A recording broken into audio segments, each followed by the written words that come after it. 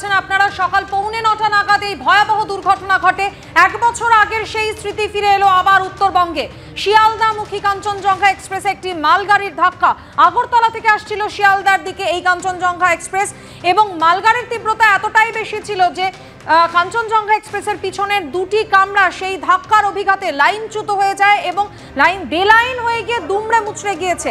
মালগাড়ির ইঞ্জিনের উপর আরেকটি যে কাঞ্চনজঙ্ঘা এক্সপ্রেসের কামরা সেটা যেভাবে শূন্যে আড়াআড়িভাবে ঝুলছে সেই ছবিও দেখতে পাচ্ছেন। ইতিমধ্যে একাধিক স্টেশনে হেল্পলাইন নাম্বার চালু করা হয়েছে। সরাসরি এই মুহূর্তে মালদা এবং শিয়ালদা স্টেশন থেকে রয়েছেন আমাদের দুই প্রতিনিধি। মালদা থেকে রয়েছেন করুণাময় সিংহ এবং শিয়ালদা স্টেশন থেকে রয়েছেন অরিত্রিক ভট্টাচার্য।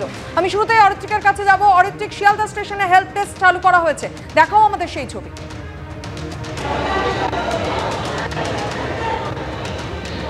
দেখো, শিয়ালদা স্টেশনে এই মুহূর্তে হেল্পলাইন চালু করে দেওয়া হয়েছে, একটি বুথও চালু করা হয়েছে। আমি একটু দেখাতে চাইবো এই যে বুথ তৈরি করা হয়েছে শিয়ালদা এনকোয়ারির সামনে, যেখানে পরিষ্কারভাবে লেখা রয়েছে যে এই বুথটা তৈরি করা হয়েছে 13174 কাঞ্চনজঙ্ঘা এক্সপ্রেস, অর্থাৎ যে ট্রেনটি আগরতলার দিক থেকে শিয়ালদায় আসছিল সেই ট্রেনের কেউ যদি আহত বা কোনোভাবে সন্ধান চান, একেবারে রিজার্ভেশন লিস্ট, সেই রিজার্ভেশন লিস্ট নিয়ে কিন্তু এই মুহূর্তে রেল কর্মীরা এখানে এনকোয়ারিতে বসেছেন। ফোনের দুটি হেল্পলাইন চালু করা হয়েছে এখানে, সেই দুটি হেল্পলাইন ক্রমাগত চালু রয়েছে। সেখানে ফোন আসছে, লোকজন সেটা রিসিভ করছেন এবং যেহেতু কলকাতায় যেটা বলা হচ্ছে যে অনেকেই কলকাতার যাত্রী থাকতে পারেন এটার মধ্যে, তার ফলে পূর্ব রেল, যদিও ঘটনাটি ঘটেছে নর্থ ইস্ট ফ্রন্টিয়ার রেলওয়ের মধ্যে, কিন্তু পূর্ব রেলও সতর্ক রয়েছে, বলছি যেহেতু তার কাছে প্যাসেঞ্জার আসতে পারে। দেখুন, হেল্পলাইনটা মানুষের একটা অ্যাগনি থাকে যে আমার আত্মীয় স্বজনরা সেফ আছে কিনা সেটা জানানোর জন্য।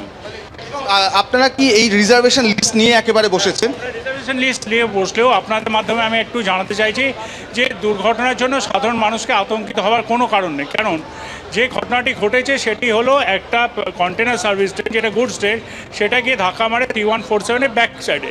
3147-এর ব্যাক সাইডটা একটা এসএলআর ছিল। এসএলআরে কোনো মানুষ ট্রাভেল করে না। এসএলআরে কি ট্রাভেল করে, মানে কনসাইনমেন্ট থাকে, পার্সেল কনসাইনমেন্ট। সেই জন্য মানুষজন সেফ আছে বলে আমরা মনে করছি। যাত্রীদের কোনো দুর্ঘটনা ঘটেছে হয়নি, এমন ঘটনা নেই। ইতিমধ্যে কিছু মৃত্যুর খবর এসেছে? হ্যাঁ, দুজনের মৃত্যুর খবর আমাদের কাছে এসছে। আর প্রয়োজনে কি ওখান থেকে স্পেশাল ট্রেনে মানুষজনদের নিয়ে আসছি। আমাদের এনডিআরএফের টিম কাজ করছে। আমাদের 15টাই অ্যাম্বুলেন্স চলে গেছে। আমাদের একটি স্পেশাল ট্রেনও হাওড়া থেকে লিভ করছে, যেটা গিয়ে খুব শীঘ্রই পৌঁছে যাবে ঘটনাস্থলে।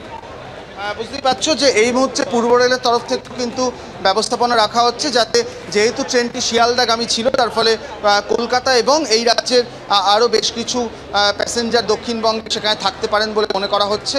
সেটা মাথায় রেখে পূর্ব রেল একটা সেক্টর তৈরি করেছে। একদমই অরিত্রিক, যেটা আমরা দেখলাম কৌশিক মিত্র পূর্ব রেলের সিপিআরও, তিনি যেমনটা জানালেন পূর্ব রেলের তরফ থেকে যা যা ব্যবস্থা করা হয়েছে বিস্তারিতভাবে জানালেন। অন্যদিকে আগরতলা এবং মালদা স্টেশনেও হেল্প ডেস্ক চালু করা হয়েছে।